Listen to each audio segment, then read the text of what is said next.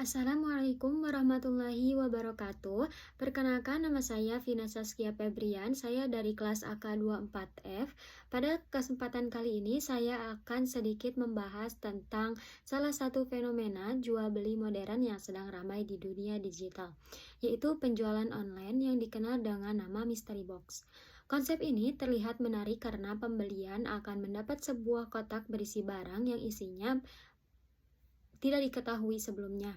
Namun, dari spesifik fikih muamalah Islam, praktik ini perlu dikaji apakah sesuai dengan prinsip jual beli yang halal atau justru mengandung unsur yang dilarang syariah.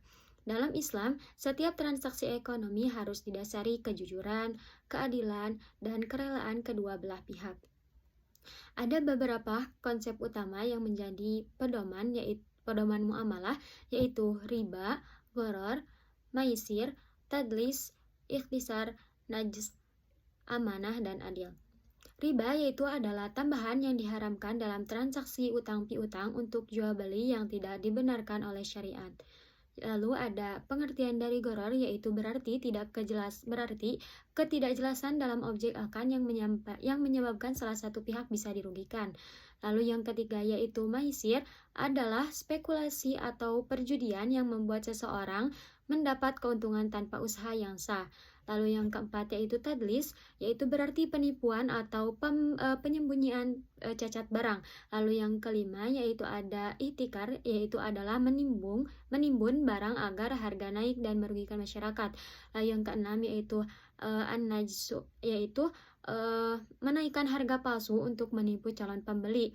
Lalu yang terakhir yaitu ada amanah dan adil, yaitu menekankan kejujuran, keadilan, dan tanggung jawab sosial dalam setiap transaksi. Semua transaksi harus dilakukan melalui akad halal, yaitu akad yang memenuhi syariat, kejelasan barang, harga, waktu penyerahan, dan kerelaan kedua belah pihak. Jika kita menerapkan prinsip ini pada kasus mystery box, maka terlihat jelas adanya unsur gharar, karena pembeli tidak mengetahui secara pasti barang yang ia beli. Barang itu bisa murah, bisa mahal, dan ini menjadikan akad tidak jelas objeknya. Nah, dalam Islam, jual beli seperti ini adalah dilarang oleh Rasulullah Shallallahu Alaihi Wasallam, sebagaimana disebutkan dalam hadis riwayat Muslim. Naha Rasulullah Shallallahu Alaihi Wasallam ambayil gharar. Rasulullah melarang jual beli yang mengandung gharar. Hadis riwayat Muslim.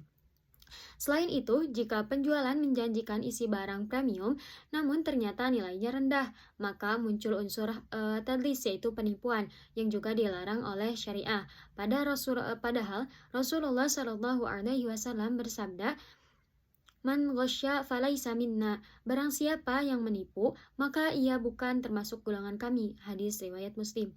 Dalam Islam, syarat sah jual beli antara lain kejelasan barang yang dijual, kejelasan harga, waktu penyerahan, dan adanya kerelaan, yaitu tarodin. Karena itu, transaksi mystery box tidak memenuhi syarat tersebut dan lebih menyerupai bentuk maisir atau perjudian, karena pembeli hanya mengandalkan nasib. Namun, Islam adalah agama yang mendorong inovasi. Selama tetap dalam koridor syariah, jika konsep ini diubah agar transparan dan adil, maka bisa menjadi halal. Misalnya, penjual tetap menawarkan kotak kejutan atau mystery box, tetapi harus menjelaskan kategori dan nilai barang secara spesifik. Misalnya, kategori A berisi produk fashion dengan senilai harga 100.000 dan seterusnya. Harga dan waktu pengiriman dijelaskan dengan pasti, serta ada jaminan atau garansi bila isi tidak sesuai dengan gambar atau dengan yang telah diinformasikan. Dengan cara ini, unsur gharar dapat dihilangkan dan akan menjadi sah.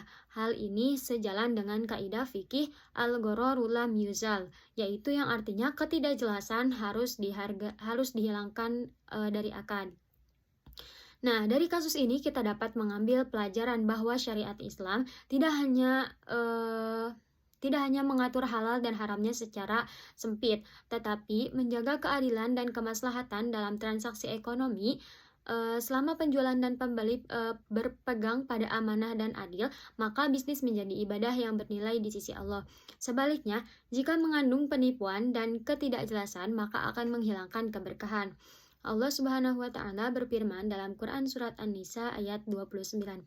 A'udzu billahi minasyaitonir rajim. Bismillahirrahmanirrahim. Ya ayyuhalladzina amanu la ta'kulu amwalakum bainakum bil batil illa an takuna tijaratan an taradim minkum. Maka marilah kita berpegang pada prinsip muamalah Islam, berpegang pada kejelasan, keadilan, dan kejujuran agar transaksi tidak penuh berkah dan membawa manfaat bagi masyarakat. Mungkin cukup sekian yang dapat saya sampaikan, kurang lebihnya mohon dimaafkan. Wassalamualaikum warahmatullahi wabarakatuh.